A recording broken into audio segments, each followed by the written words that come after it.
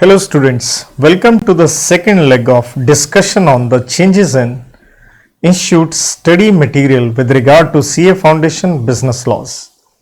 तो बेटा part one में हमने कॉन्ट्रैक्ट एक्ट, क्योंकि सबसे बड़ा है एक्ट, तो उसके ऊपर हमने चेंजेस के ऊपर सारे क्वेश्चन की बात करी। तो अब हम पार्ट टू में सारे के सारे एक्ट्स, बाकी जो बचे sale of goods, partnership, LLP and companies act के ऊपर डिस्कशन करेंगे। तो ये सेकंड पार्ट थोड़ा आसान रहेगा क्योंकि सारे एक्ट छोटे छोटे हैं। तो आइए let's start with the sale of goods act.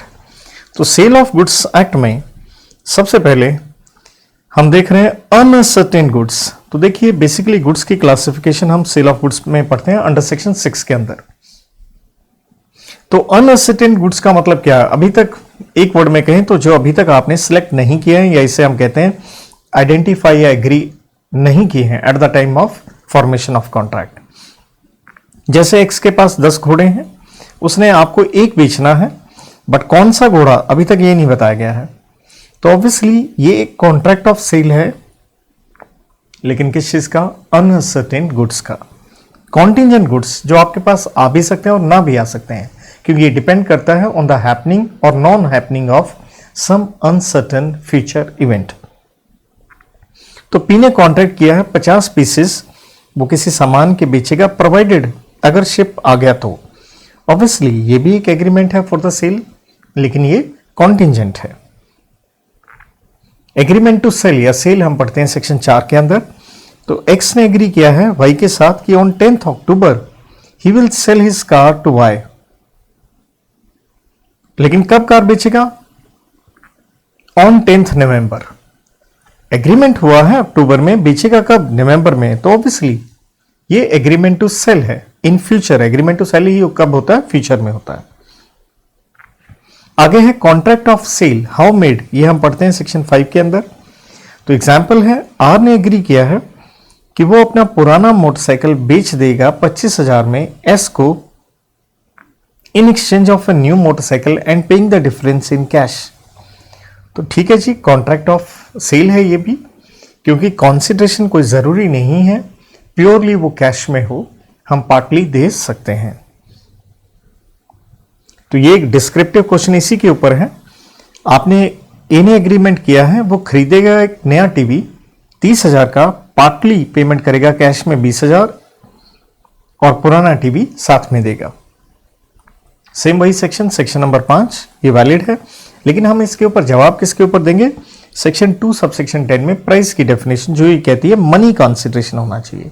लेकिन मनी कंसिडरेशन तो यहां है, ये पार्टली हो सकता है, उसमें कोई दिक्कत वाली बात नहीं है। अगर सिर्फ टीवी के बदले टीवी होता तो ये कहलाता एक्सचेंज बार्टर, तब सेल ऑफ गुड्स एप्लीकेबल ना होता। तो इसलिए ये वैलिड है, कोई दिक्कत वाली बात इसमें नहीं है। सेकंड क्वेश्चन, इन्हें एग्रीमेंट किया है बी के साथ वो 100 बोरी चीनी की arriving on a ship from Australia to India अगले 2 महीने में आएगा, सामान वो दे देगा। लेकिन unknown to both the parties जो शिप है वो डूब गया। तो प्रश्न ये है क्या बायर का कोई राइट है ए के अगेंस्ट? तो देखिए ये हम पढ़ते हैं सेक्शन 8 में। तो सेक्शन 8 डील करता है कि इन दिस केस बायर के पास कोई राइट नहीं होगा, क्योंकि गुड्स क्या हो गई हैं? पैरिश हो गई हैं। सो इसलिए ये क्या बन गया? एक वॉइड कॉन्ट्रैक्ट। बाकी पूरा आंसर आपके सामने है, एक एक वर्ड में पढ़ नहीं सकता, मोटे मोटे में ही जाऊंगा मैं, ताकि आपको थोड़ा सा आइडिया मिल सके। और as I told you in the previous class, you can have this PDF from me. अगला प्रश्न, एक्स ने कॉन्ट्रैक्ट किया है अपनी कार वाई को बेचने के लिए। They did not discuss about price, price के बारे में चर्चा नहीं करी। बाद में एक्स ने कार बेचने से मना कर दिया ऑन द ग्राउंड कि हमने प्राइस तो तय नहीं किया। क्या वाई जो बायर है आपसे डिमांड कर सकता है कार? बिल्कुल कर सकता है। यहां पे अगेन हम प्राइस के ऊपर पढ़ते हैं सेक्शन 9 एंड 10। अगर प्राइस नहीं तय किया गया है, स्टिल आपको एक रीजनेबल प्राइस पे करना पड़ेगा। सो इन दैट सिचुएशन ये एक वैलिड कॉन्ट्रैक्ट दोनों के बीच में हो सकता है। क्वेश्चन नंबर 4, तो आपसे पूछा गया है classify the following transactions according to the types of the goods they are. तो सबसे पहले A wholesaler of cotton has 100 bales in his godown. ही एग्रीज टू सेल 50 बेल्स और ये सिलेक्ट कर ली गई हैं, तो ऑब्वियसली ये गुड्स कौन सी हो गई, असर्टेन्ड हो गई, सिलेक्ट कर ली गई हैं। देन आगे, A agrees to sell to B 1 packet of sugar out of the lot of 100 packets lying in his shop. एक बेचना है, सिलेक्ट तो नहीं किया, तो ये क्या हो गया, unascertained goods. T agrees to sell to S all the apples, जो कि अभी प्रोड्यूस किए जाएंगे उसके गोडाउन में, तो हम इसे क्या कहेंगे, हम इसे कहेंगे फ्यूचर गुड्स, क्योंकि अभी तो पैदावार हुई ही नहीं है। Now some examples questions on condition and warranty under section 12। तो कंडीशन आप जानते हैं which is essential to the contract, और वारंटी कोलेटरल है, सेकेंडरी है, इतनी जरूरी नहीं है। P wants to purchase a car from Q which have a mileage of 20 km per liter. Q pointing at a particular vehicle says this car will suit you. Later P buys the car but finds out later on that this car only has a mileage of 15 km. तो ये breach of condition हुआ, क्योंकि आपने कहा था 20 kilometre चलेगी, तो और ये ब्रीच जो है कंडीशन का है, तो ये सेंस है, it goes to the root of contract. तो यहां पे नेचुरल है, आप कॉन्ट्रैक्ट क्या कर सकते हैं, रिसाइंड आप कर सकते हैं। Then implied warranty as to undisturbed possession, मतलब जब चीज खरीद ली आपको कोई उसके ऊपर डिस्टर्ब नहीं करेगा। 14B में ये आता है, जैसे आपने लैपटॉप खरीदा, आपने उस कुछ समय के बाद रिपेयर भी करवाया उसको, लेकिन अननोन टू द पार्टीज ये पता चलता है कि लैपटॉप तो चोरी का था, तो यहां पे इंप्लॉयड वारंटी लगी एज टू अनडिस्टर्ब पोजेशन। तो इसलिए जो बायर है उसको क्या मिलने चाहिए, डैमेजेस मिलने चाहिए, साथ में उसने जो रिपेयर पे पैसा खर्च किया वो भी सेलर से उसे मिलना चाहिए, क्योंकि आपकी गलती है। कुछ एक एमसीक्यू, आपने सामान खरीदा है by description, what is the implied condition, अगले ने डिस्क्राइब किया सेलर ने, तो नेचुरल अगर आपने सामान आगे खरीदने बेचने के लिए खरीदा है तो वो मर्चेंटेबल क्वालिटी का होना चाहिए, ताकि आप आराम से उसे फर्दर बेच सकें। यही ऑप्शन इनमें से सही दिखेगी आपको। डिटेल में मैंने पहले भी कहा था, मैं नहीं चाहूंगा, क्योंकि ये फिर अकेला सेल ऑफ गुड्स एक्ट ही 3-3 घंटे की क्लास हो जाएगी। तो वारंटी इज अ स्टिपुलेशन बिल्कुल है, ऑब्वियसली ये कोलेटरल होती है, ये तो हम जानते ही हैं सेक्शन 12 में। In a sale by sample and description, तो ऑब्वियसली इंप्लॉयड कंडीशन है बल्क, मतलब लगभग सारा सामान सेम वैसा ही हो जैसे आपने डिस्क्राइब किया है या सैंपल आपने दिखाया था। Messrs Woodworth, a firm dealing with the wholesale retail buying and selling, लकड़ वगैरह ये बेचते हैं, logs, they dealt with rosewood, mango wood, अलग अलग लकड़ है। दास एक कस्टमर है, उनकी दुकान पे आया, कहता मुझे ये लकड़ चाहिए, इस साइज की चाहिए, ठीक है जी, कि मेरे कारपेंटर को चाहिए ये। मिस्टर दास ने स्पेसिफिकली कहा आपको कि कौन सी लकड़ बेस्ट सूटेड होगी ताकि wooden doors and window frames बनाई जा सकें। तो होता क्या है, शॉप ओनर ने कहा बिल्कुल ठीक, जैसा आपने कहा हम वैसी लकड़ आपको दे देंगे। कारपेंटर आया दास के घर पे और उसको पता चलता है ये तो मैंगो ट्री वाली वुड दे दी गई है और ये अनसूटेबल है घर के दरवाजे बनाने के लिए। मिस्टर दास वो सामान लकड़ लेके वापस चला गया कि भाई ये आप वापस लीजिए, और मेरे को तो स्पेसिफिक रिक्वायरमेंट्स थी, उस हिसाब से चीज चाहिए। तो पूछा यहाँ आपसे ये गया है, explain the duty of the buyer as well as the seller according to the doctrine of caveat emptor. क्या mister Das would be able to get the money back और the right a kind of wood as required serving his purpose. तो देखिए caveat emptor में हम कहते हैं let the buyer beware, लेकिन यहाँ पे चीज क्या लगती है, यहाँ पे चीज ये लगती है कि केविएट एम्प्टर तो हम मीनिंग लिख देंगे, एक्सेप्शन लगी, कि कौन सी लगी, fitness as to buyer's purpose, क्योंकि अगले ने स्पेसिफिकली आपको ये चीज कही थी मुझे इस काम के लिए चाहिए, और उसने किस पे रिलाई किया, आपके ऊपर रिलाई किया, तो यहां आपको सामान वैसा देना ही पड़ेगा। सेकंड हिस्से में है, क्योंकि ये फिटनेस फॉर बायर पर्पस की बात कर रहा था मैं 16(1) में, तो नेचुरल है वो अपना पैसा वापस ले सकता है या उसे सही सामान मिलना चाहिए। मिसेस गीता एक rice went to the local rice and wheat wholesaler shop और 100 किलोग्राम बासमती राइस वो खरीदना चाहती हैं। शॉपकीपर ने बताया कि भैया प्राइस है 125 रुपए kilo. She agreed. Mrs Geeta insisted कि वो सैंपल देखना चाहेंगी, जो कि उसे दिखाया गया और उसने क्या किया, agreed upon. Shopkeeper showed her a bowl of rice as a sample, और the sample exactly correspondent to the entire lot. तो जैसा सैंपल दिखाया गया असल में वही सामान दिया गया।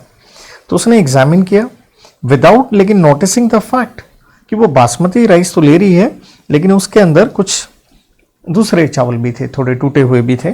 The cook on the opening the bags complaint कि मैडम ये तो आप गलत लिया है, ये डिश उतनी अच्छी बन नहीं पाएगी।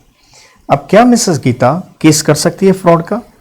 देखिए बड़ी सिंपल सी बात है, एक कि उसने सामान जो खरीदा है बाय सैंपल खरीदा है, राइट। दूसरा आपसे ये भी पूछा गया है क्या उसके पास कोई रिड्रेसल है ग्रीवेंसेस के लिए? Would your answer still be same if Mrs Geeta specified her exact requirement as to the length of the rice? क्या अगर उसने एग्जैक्टली बताया होता, सिर्फ सैंपल पे ही वो रिलाय ना करती?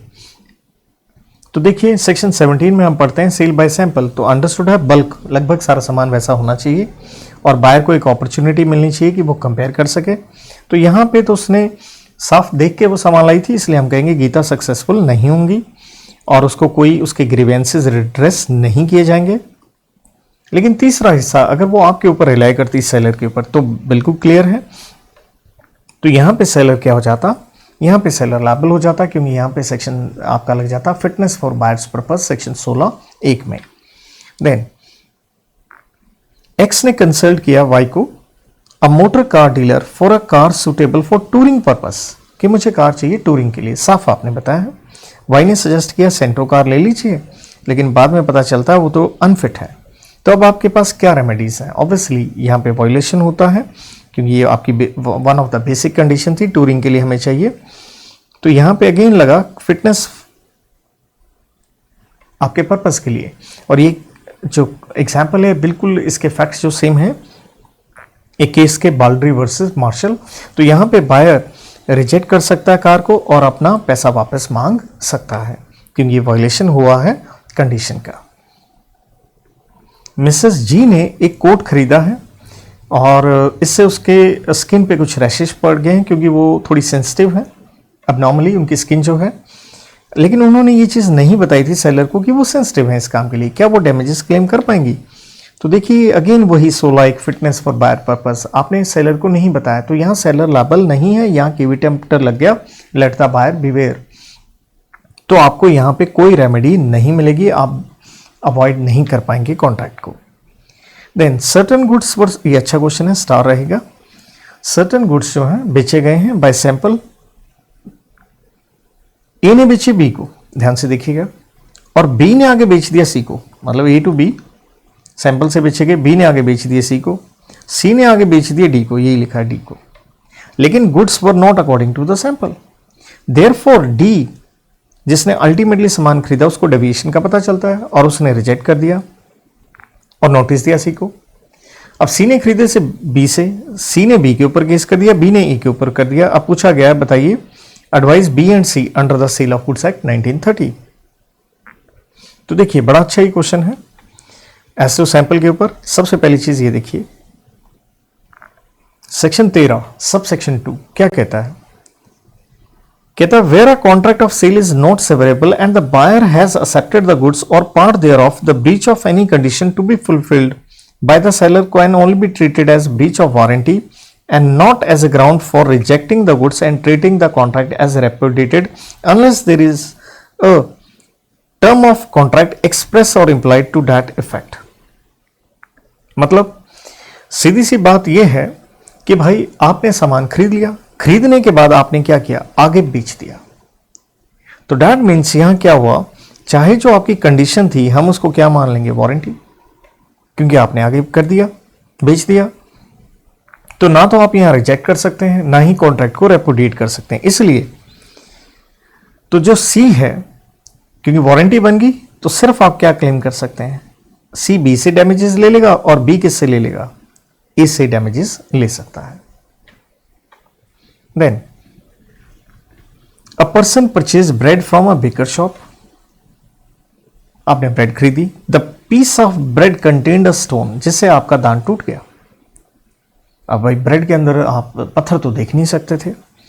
तो यहां हम पढ़ते हैं implied condition as to wholesomeness, मतलब जो पूरी तरह से आपके खाने के लायक हो।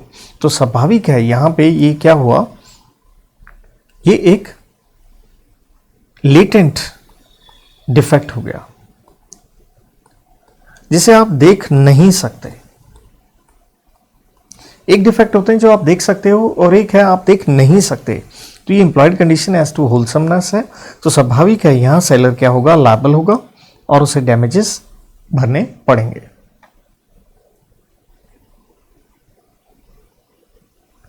तो अगला ये ट्रांसफर ऑफ प्रॉपर्टी वाले चैप्टर में से एक एग्जांपल है हमारे सामने। Specific goods and to be put in a deliverable state, ताकि प्रॉपर्टी ट्रांसफर हो सके। आपने एक लैपटॉप खरीदा और उसको आपने साफ कहा होम डिलीवरी के लिए, शॉपकीपर एग्री कर गया, लेकिन however the laptop does not have a window operating system, नहीं है। द शॉपकीपर ने प्रॉमिस किया वो इंस्टॉल करके देगा बिफोर मेकिंग डिलीवरी। तो यहां पे प्रॉपर्टी कब ट्रांसफर होगी, तभी ट्रांसफर होगी जब वो ये विंडो ऑपरेटिंग सिस्टम इंस्टॉल करके दे देगा। जब तक वो नहीं करेगा there won't be any transfer of property. Then goods must be ascertained, तो ये सेक्शन 23 पे है ये concept, sale of unascertained goods and their appropriation. 23(2) पे है कि जहां आपने सामान कैरियर को दे दिया आगे डिलीवर करने के लिए। जैसे हमने एक ऑर्डर प्लेस किया बुक्स के लिए और बुक सेलर ने क्या किया, बाय कुरियर सामान भेज दिया। Payment of the book was to be made by cheque. The seller sends the book by courier, the book is lost in the way, the seller wants the buyer to bear the loss. तो देखिए यहां पे भी property क्या हो गई है, transfer हो गई। जैसे सेलर ने कुरियर को वो सामान दे दिया, ऑनर बायर हो गया, अब चीज गई तो नुकसान आपका है।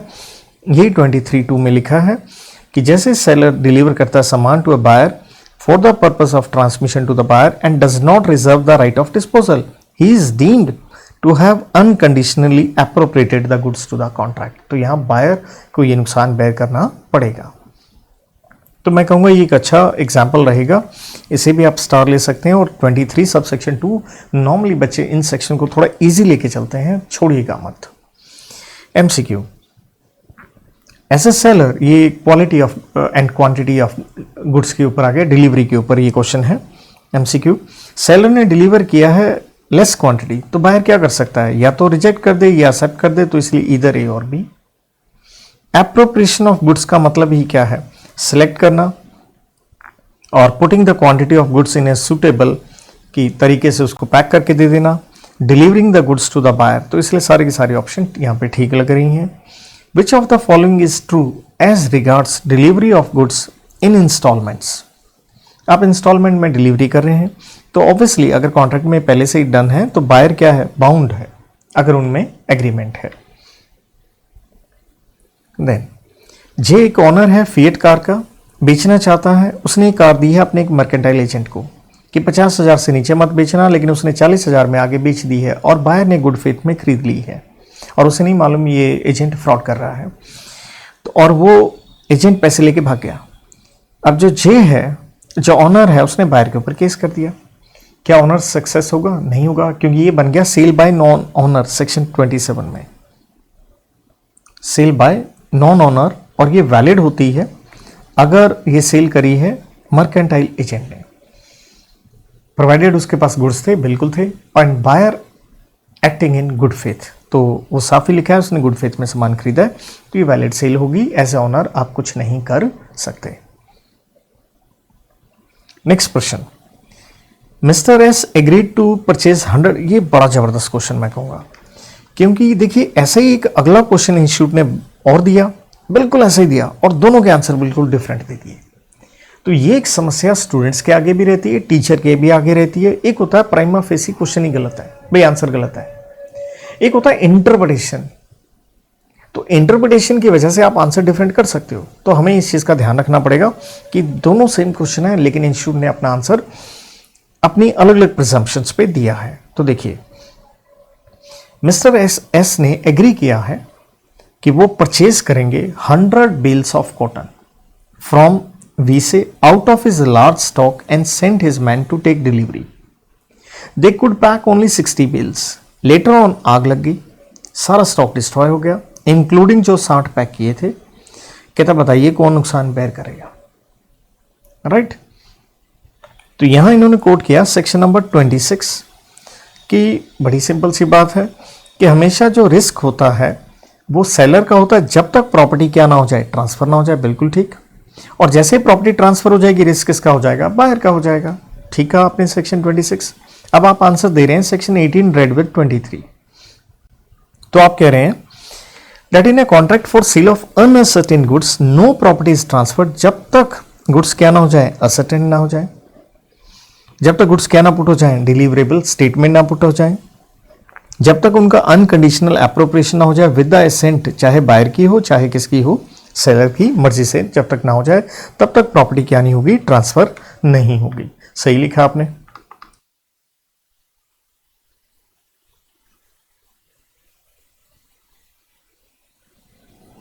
अब ये जवाब दे रहे हैं कि applying the aforesaid law it is clear that Mr S has the right to select the goods out of the bulk, क्योंकि यही था कि आपने खरीदने का कॉन्ट्रैक्ट किया है, लार्ज स्टॉक में से आपने अपने आदमी भेज दिए हैं तो सिलेक्शन के लिए, तो ठीक है। Hence the problem can be answer based on the following two assumptions. तो यही मैं कह रहा हूं, इन शूट यहां इंटरप्रिटेशन इशू आ जाता है और लॉ की यही ब्यूटी है या आयरनी है, इंटरप्रिटेशन जहां अटक जाए। और यहां कई बार हो जाता है कि हमें बड़ा लॉस हो जाता है क्योंकि इंस्टीट्यूट अपना जो चेक करने वाला है वो अपना सोल्यूशन लेके बैठा है और हम अपनी दूसरी इंटरप्रिटेशन दे रहे हैं और उन्होंने 0 नंबर दे दिया। तो यहाँ पे कोई रेमेडी नहीं है। तो यहाँ पे बेस्ट यही होता है जो क्वेश्चन इंस्टीट्यूट का है, स्टडी मटेरियल का है, तो जो उन्होंने इंटरप्रिटेशन यूज की तो आप भी सेम वो आंसर लिखा है, that is on the safe side. तो कंजर्वेटिज्म कॉन्सेप्ट हमें यहाँ फॉलो करना है। तो देखिए इन्होंने क्या एजम्पशंस ली, कहता अगर सामान सेलेक्ट किया गया है with the consent of buyers representative. ठीक है जी। तो यहां पे 60 बेल्स उन्होंने सेलेक्ट कर ली थी, तो इसलिए 60 का जो लॉस है वो बेयर कौन करेगा, बायर करेगा। कहता where buyers have not been selected, कि सिलेक्ट नहीं किए गए हैं आपकी कंसेंट के बिना, तो इन दैट सिचुएशन जो सेलर है उसी का लॉस रहेगा।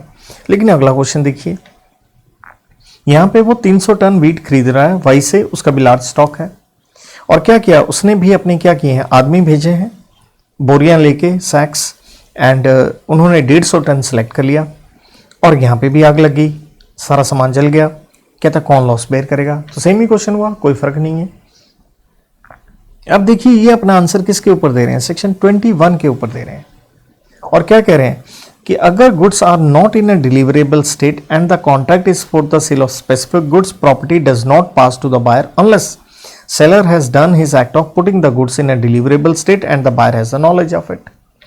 Sometimes the seller is required to do certain acts, वही packing वैकिंग, to put the goods in a deliverable state. In the given case, X has agreed to buy 300 tons.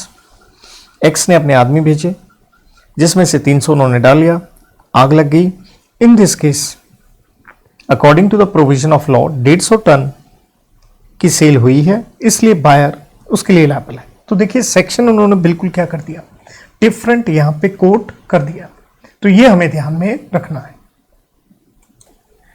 तो अगले question में miss प्रीति जो है उन्होंने, उनके पास एक कार है जो उन्होंने जोशी जी को दी है सेल और रिटर्न बेसिस पे।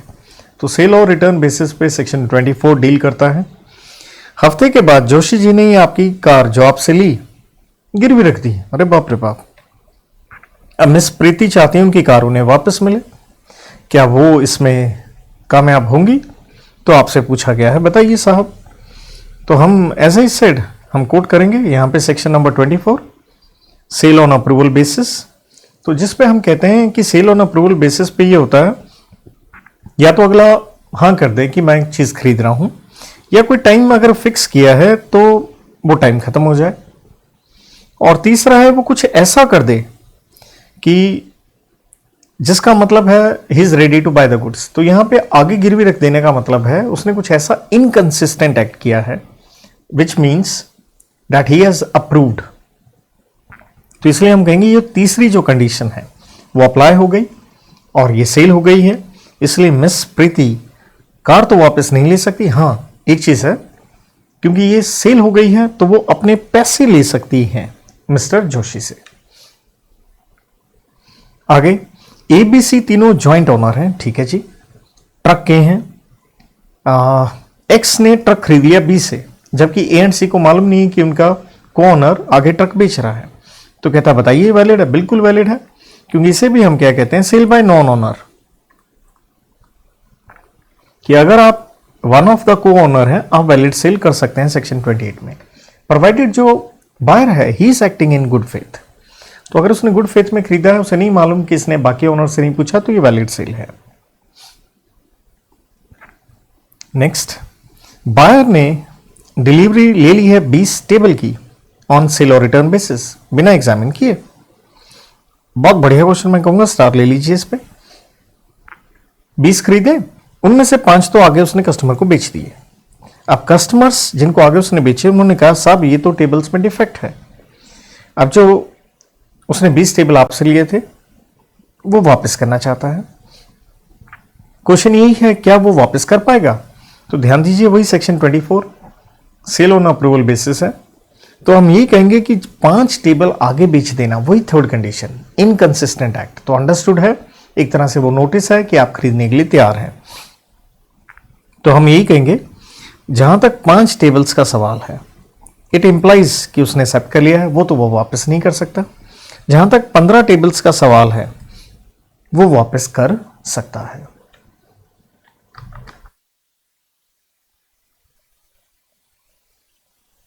अगला प्रश्न फिर से सेल ऑन अप्रूवल बेसिस पे है। आपने घोड़ा दिया है बी को, तो कहा यह गया कि 8 दिन का समय उसके पास हाँ या ना कहने का। तीसरे दिन ही घोड़े का हैप्पी बर्थडे बोले तो डेथ हो गई। अच्छा क्वेश्चन है ये भी कि भाई डेथ हो गई बिना बायर की गलती के। अब जो ए है वो बी से पैसे लेना चाहता है, क्या वो पैसे ले पाएगा? तो वंडरफुल क्वेश्चन दिस इज। तो ऐसा ही साइड ये सेक्शन 24 के ऊपर ही है। तो देखिए यहां पे बड़ी सिंपल सी बात है, जब बायर की कोई गलती ही नहीं है तो इसलिए आपका केस कर पाना उसके खिलाफ और पैसे ले पाना आप नहीं ले पाएंगे। ऑनरशिप जो स्टिल है वो किसकी है? सेलर की है, और नुकसान हमेशा किसका होता है? जो ओनर होता है। अब अनपेड सेलर पे हम मूव कर रहे हैं। मिस्टर डी ने कुछ सामान बेचा ई को 5 लाख का 15 दिन के क्रेडिट पे। ऑन ड्यू डेट ई ने पैसे देने से मना कर दिया। तो आपसे पूछे गए हैं अनपेड सेलर के राइट्स। तो भैया राइट अगेंस्ट बायर हुए, क्योंकि सामान तो आपने उसको दे दिया है। तो अगेंस्ट बायर 3 राइट होते हैं। केस कर दो पैसे के लिए 55 में, डैमेजेस के लिए आप केस कर सकते हैं, ब्याज के लिए आप केस कर सकते हैं 61 में। सीधे सीधे 3 सेक्शन है। देन अगला क्वेश्चन, राम ने 200 बिल्स ऑफ क्लोथ शाम को बेचे हैं। 100 बिल्स उसने ट्रक से भेज दिए, 100 उसने रेलवे से भेज दिए। शाम को ट्रक वाला सामान तो मिल गया, बट रेलवे वाला सामान मिलता उससे पहले वो हो गया जी बैंकक्रप्ट। तो अब आपसे पूछा गया है क्या सेलर स्टॉपेज इन ट्रांजिट लगा सकता है? तो देखिए स्टॉपेज इन ट्रांजिट मैं से सिट कह देता हूं, अंडर सेक्शन 50 में आता है। तो ऑब्वियसली उसकी वन ऑफ द कंडीशन यही है सामान रास्ते में हो और बायर क्या हो गया हो? इंसॉल्वेंट हो गया हो, आपको पैसे नहीं मिले हैं। और तो यहां पे आप रेलवे वाले सामान पे सिट लगा सकते हैं, लेकिन लॉरी ट्रक वाला सामान डिलीवर हो गया उस पर नहीं लगा सकते। ये लिखा है, देखिए रेलवे वाले पे सिट लग जाएगा। तो अगला क्वेश्चन, तो मैं कहूँगा ये क्वेश्चन अच्छा था, तो इसे स्टार पक्का ले लीजिए आप। ध्यान रखें एग्जाम में पूरा आ सकता है, बहुत बढ़िया क्वेश्चन रहेगा।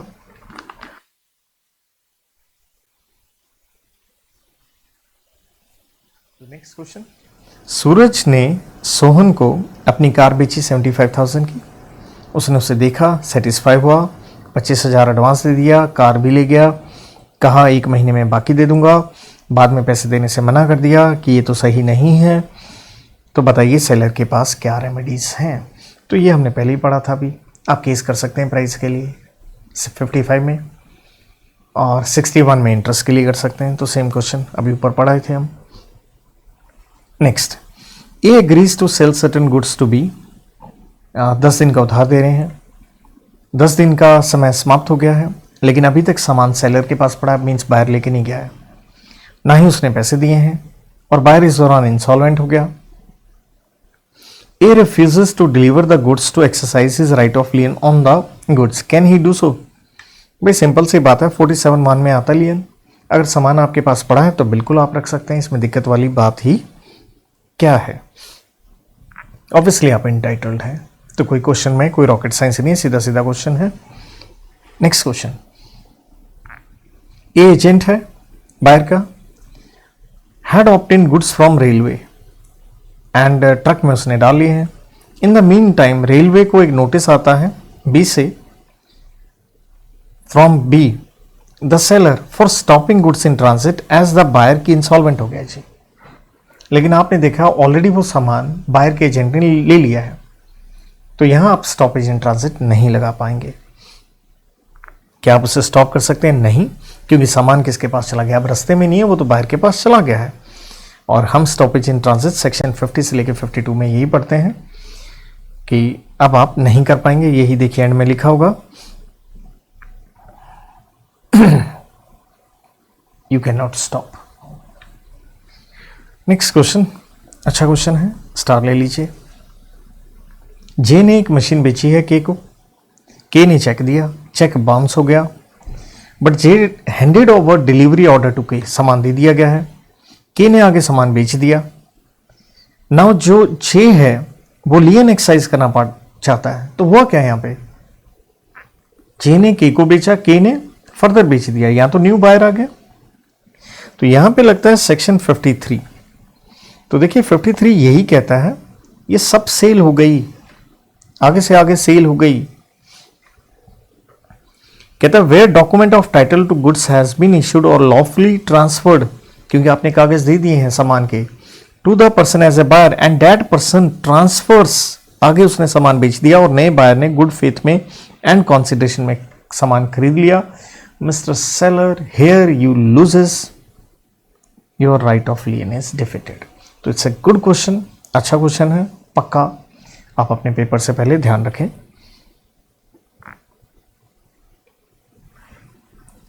अब है सेल ऑफ गुड्स एक्ट के बाद हम मूव कर रहे हैं पार्टनरशिप एक्ट पे। तो इसमें कुछ ज़्यादा इन्होंने ऐड कुछ नहीं किया है, तो ये मैं तो क्लास में ये पॉइंट करवाता भी हूँ, तो मैं तो ये नहीं कहता कि भाई इसमें कोई रॉकेट साइंस वाली बात है। तो देखिए जस्ट क्वेश्चन एडेड है, कोई लॉ चेंज नहीं हुआ, ये सारी चीज़ें आपको क्लास में करवाई ही गई हैं,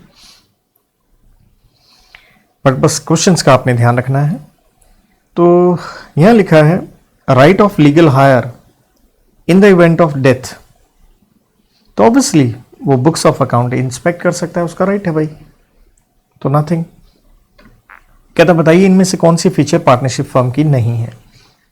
perpetual succession, for ever continuity, वो तो हो नहीं सकती क्योंकि पार्टनर की डेथ तो होगी। देन आपको सिलेक्ट करना है ओड वन इन ऑप्शंस में से। पार्टनर है इन प्रॉफिट्स ओनली, प्रॉफिट्स इन लॉस नहीं है, तो ऑब्वियसली ये ओड वन हो गया, वो लायबल लॉसेस के लिए तो हो नहीं सकता। मिस्टर पवन एक नॉमिनल पार्टनर है, जस्ट नाम दे रखा है, तो उसको कोई प्रॉफिट में शेयर नहीं मिलता।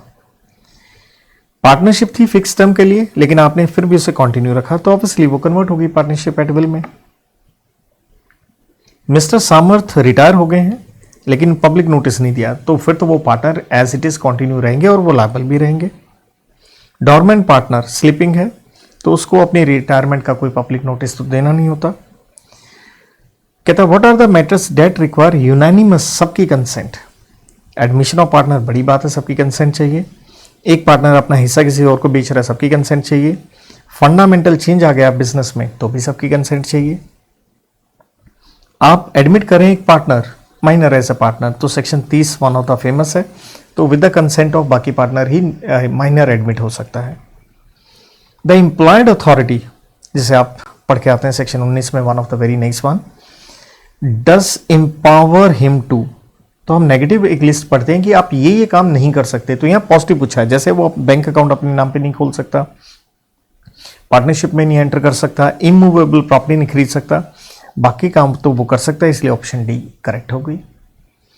इन case of transfer of share in partnership firm by one of the partners to any third party, such third party entitled, तो ऑब्वियसली ये सेक्शन 29 पे आ गया सब पार्टनर वाली, तो जो नया जो सब पार्टनर होता है उसका राइट होता है वो प्रॉफिट्स में से शेयर ले सकता है as agreed by the partners. Then partnership firm को रजिस्ट्रेशन करवानी हो तो ऑब्वियसली रजिस्ट्रार ऑफ फर्म के पास जाएंगे आप। In settling the account after dissolution firm के assets shall be first applied in. तो यहाँ जो ऑप्शन दे रखी हैं कि फर्म के एसेट हैं लायबिलिटी पे करने के लिए इस्तेमाल होंगे, तो यहाँ पे पार्टनर का लोन एक लायबिलिटी दिया है, आउटसाइड तो दिया नहीं, तो उसका नंबर पहले आ जाएगा, गुडविल का बाद में आएगा और बैलेंस का भी तो बाद में ही आता है। XYZ पार्टनर्स हैं और उनमें हो गए डिफरेंसेस, डेडलॉक हो गया और आपने कोड को अप्लाई कर दिया for dissolution.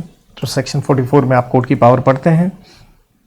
Will he succeed? Yes, on just and equitable ground है, क्योंकि मैनेजमेंट में डेडलॉक है।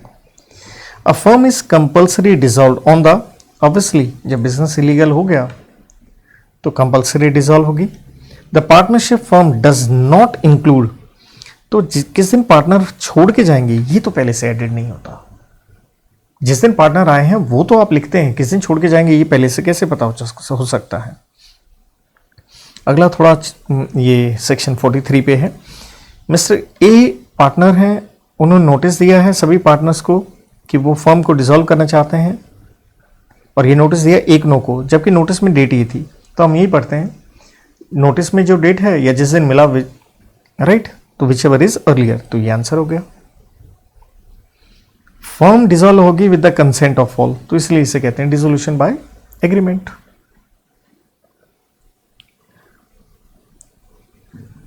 The statement for the purpose of registration can be sign by, सारे पार्टनर ही साइन करेंगे या उनका ऑथराइज्ड एजेंट साइन करेगा। Descriptive question, Mr X Mr Y partners हैं। मिस्टर एक्स ने अपना एक एम्प्लॉय इंट्रोड्यूस किया है ये बताते हुए कि ये पार्टनर है, और किसको कहा है? जेड को कहा है। एम्प्लॉय साइलेंट रहा, जेड ने उसे मान लिया पार्टनर और एक कॉन्ट्रैक्ट कर लिया। तो प्रश्न ये है क्या एम लायबल होगा? ऑब्वियसली लायबल होगा, क्योंकि आप पार्टनर बन गए बाय होल्डिंग आउट, सेक्शन 28। सीधा सीधा क्वेश्चन है, कुछ नहीं इसमें। Then Miss Lucy while drafting partnership deed taken care of the important items, what are those points? Partnership deed बनानी है तो इंपॉर्टेंट चीजें क्या होती है? सीधा सीधा क्वेश्चन है। ये आपसे लिस्ट ऑफ इंफॉर्मेशन मांगना चाहती हैं और पूछना चाहती हैं कौन कौन सी चीजें डीड में लिखी जाए। तो भैया डीड में आप बेसिकली क्या लिखते हो? ये लिखते हो नेम, पार्टनर्स का नाम, नेचर, प्लेस, किस दिन स्टार्ट किया, कितना कैपिटल है, ब्ला ब्ला ब्ला ब्ला। तो नॉर्मल सा क्वेश्चन है भाई। मेसर्स XYZ एसोसिएट्स एक पार्टनरशिप फर्म है और XYZ उनके पार्टनर्स हैं, कारपेट में इन्वॉल्व हैं, एक्सपोर्ट करते हैं। 25 अगस्त 2018 को उन्होंने एक नया पार्टनर जी जो कि एक्सपर्ट है उसको लिया है। 10 जनवरी 2020 को जी को के ऊपर ब्लेम लगाया गया कि वो गलत कार्य कर रहे हैं और उन्हें निकाल दिया गया। क्या उन्हें निकाल देना सही किया है? क्या फैक्टर्स ध्यान में रखने चाहिए थे? तो ये एक्सपल्जन के ऊपर आता है जी, सेक्शन 33। और एक्सपल्जन हमेशा किया जाता है majority of partners in good faith में और in the interest of business. तो आप बिल्कुल ऐसा कर सकते हैं। तो इसलिए यही आपकी 3 चीजें आती हैं। तो अगर आपने ये फॉलो किया है तो एक्सपल्जन सही है, वरना वो वॉइड होगा।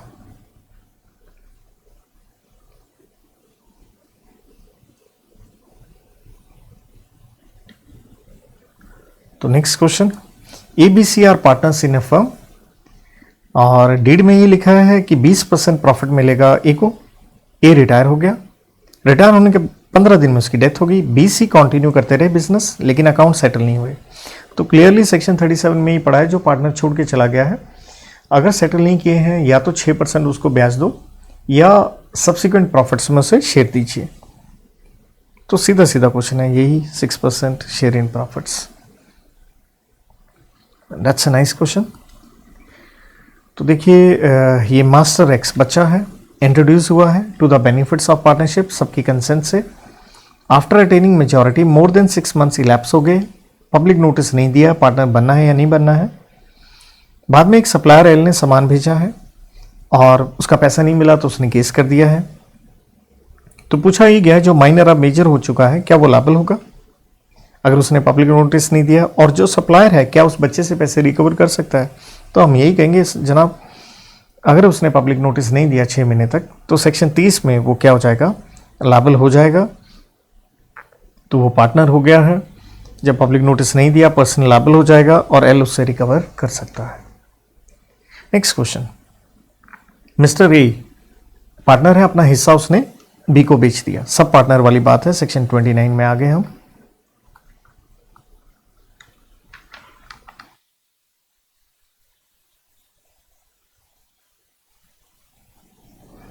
तो बी जो ट्रांसफरी है is not entitled for few rights. Obviously transferee sub partner को सारे राइट नहीं दिए होते, उसे प्रॉफिट मिलता और कोई राइट नहीं उसे। तो आपसे सीधा सीधा पूछा यही क्या है। तो हम सारे जानते हैं कि ना तो वो नॉट इंटाइटल्ड, ना तो वो कंडक्ट कर सकता है बिजनेस, ना खाते मांग सकता है, ना इंस्पेक्ट कर सकता है, सिर्फ प्रॉफिट्स में उसका शेयर होता है। Question number 7, Indian partnership act does not make registration of firm compulsory. बिल्कुल, लेकिन ना ही कोई पेनल्टी लगाता है, लेकिन क्या कॉन्सिक्वेंसेज है रजिस्ट्रेशन नहीं करवाएंगे। डायरेक्ट क्वेश्चन है सेक्शन 69 के ऊपर, तो सेक्शन 69 कहीं लिखा भी होगा। तो ये आप जानते ही हैं कि आप केस नहीं कर सकते एज ए पार्टनर, ना दूसरे पार्टनर्स पे, ना किसी आउटसाइडर पे, और सेट ऑफ नहीं कर सकते हैं एक्सेप्ट अगर वो अमाउंट 100 रुपये तक का हो, और थर्ड पार्टी आपके ऊपर केस कर सकती है। तो इसके बाद हम आगे एलएलपी में, जो कि वैसे बड़ा छोटा सा एक्ट है। तो भाई दो तीन एग्जाम्पल इन्होंने इंसर्ट करी हैं। फाइनेंशियल ईयर की डेफिनेशन आप पढ़ते हो 12 में, उसमें एक ही मेन बात है कि अगर फर्म इनकॉर्पोरेट होती है 30 सितंबर के बाद, तो फाइनेंशियल ईयर अगला 31 मार्च नहीं, उससे अगला 31 मार्च होगा। जैसे एग्जाम्पल इन्होंने दिया, फर्म बनी 15 अक्टूबर को, तो ऑब्वियसली 30 सितंबर के बाद बनी है, तो फाइनेंशियल ईयर 31 मार्च 18 नहीं, कहाँ खत्म होगा, 31 मार्च 19 को। डेजिग्नेटेड पार्टनर आप जानते हैं इंडिविजुअल होने चाहिए, 2 चाहिए, उनमें से एक रेजिडेंट भी चाहिए होता है। तो देखिए एलएल, ये अच्छे एग्जाम्पल मैं इसे कहूँगा, दोनों को स्टार ले सकते हैं हम। एलएलपी है, 3 पार्टनर्स हैं जी उनके, एक है S1 लिमिटेड कंपनी है, बन सकती है, दूसरी भी कंपनी है, बन सकता है, तीसरा भी कंपनी। यहाँ समस्या आ गई क्योंकि डेजिग्नेटेड पार्टनर सिर्फ इंडिविजुअल चाहिए, तो हम कहेंगे नहीं सॉरी ये गलत है, 2 नए पार्टनर लेके आओ individual.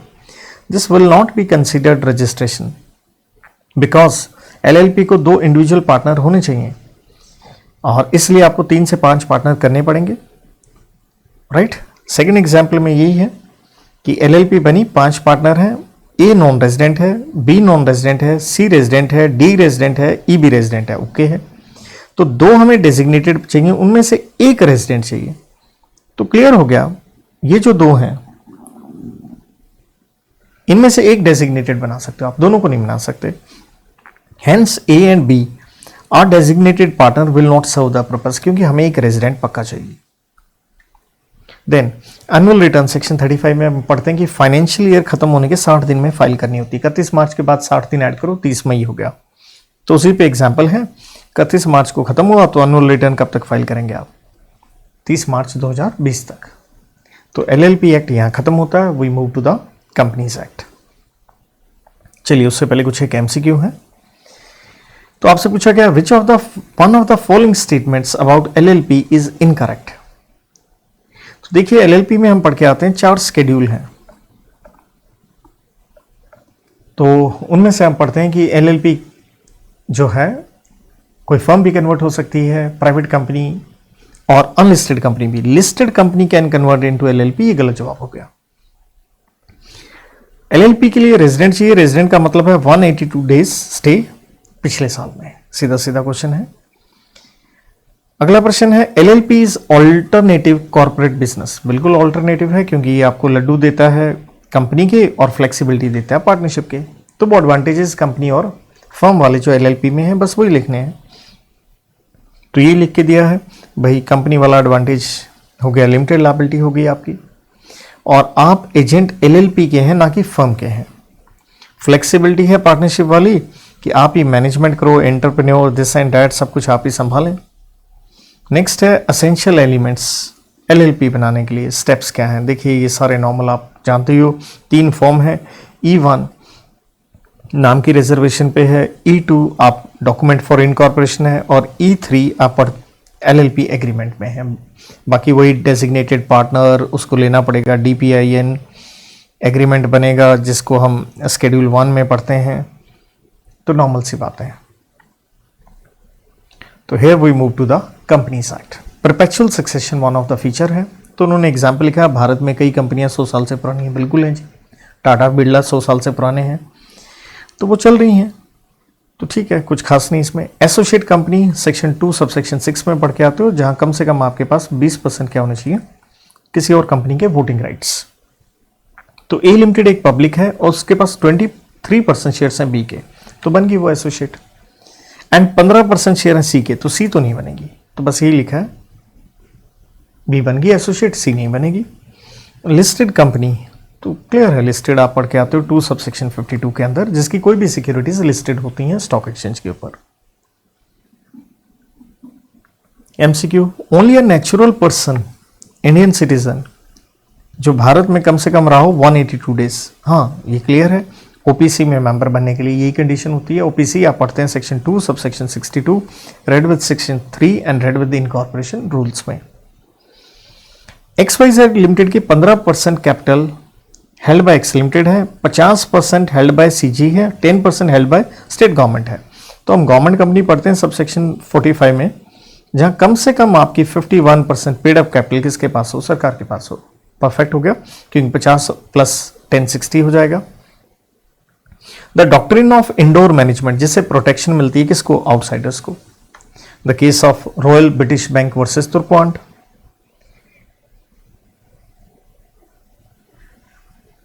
The doctrine which advocates that the fact that company cannot act beyond memorandum, तो ऑब्वियसली आप अपनी ऑब्जेक्ट क्लोज के बियॉन्ड नहीं जा सकते, डॉक्ट्रिन ऑफ अल्ट्रावायर्स है।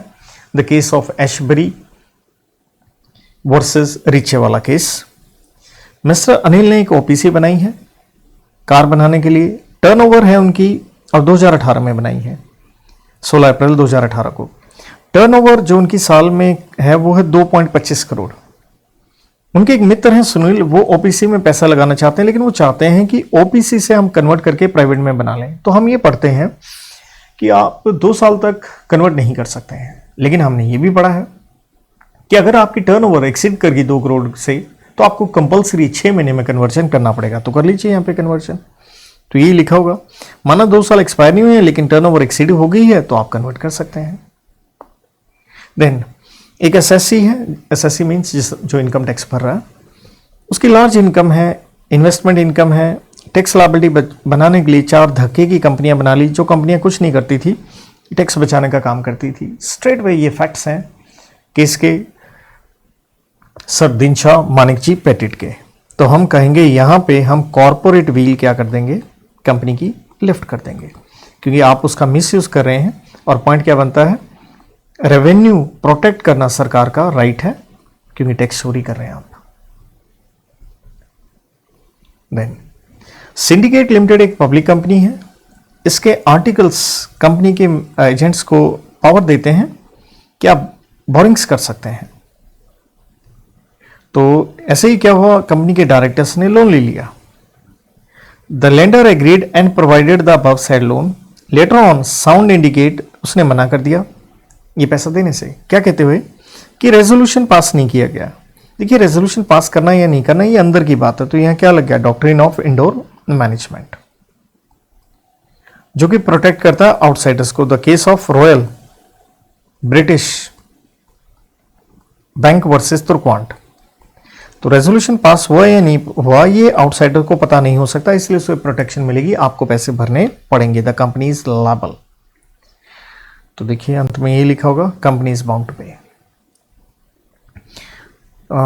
ये एक अच्छा क्वेश्चन है, और ये क्वेश्चन मेरे ख्याल में नवंबर 2020 में शायद फाउंडेशन में आया भी होगा, या इंटर तक में भी ये क्वेश्चन आया हुआ है।